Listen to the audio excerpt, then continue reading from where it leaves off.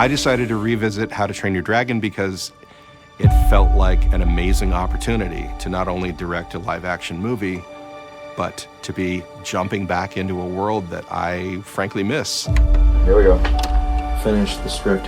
First draft. I miss these characters, I missed this world, and I love movies that have a really poignant message buried deep within a moving spectacle, adventure, wonder. And that's what this movie really packs. It's okay. I won't hurt you. It's about a regular kid who gets to bond with a powerful animal. And there is something that's universally wish-fulfilling about that. But at its core, this is really a story about finding your voice and being brave enough to follow your own convictions in a world that wants you to become like everyone else. Dad, I can't kill dragons. Marching to the beat of your own drum has been such an important lesson for me in my life that I love to carry that forward. I suppose it's just one question, really, is would you like to play Hiccup in the movie? There's no way. There's no way. Are you serious?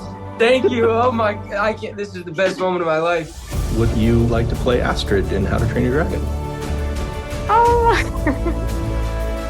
of course. When it comes to Nico and Mason, these two just sort of came alive in the room, and suddenly I felt that they both embodied the core character of Hiccup and Astrid live in a way that nobody else could. Gerard Butler is stoic. He is the co-creator of the role.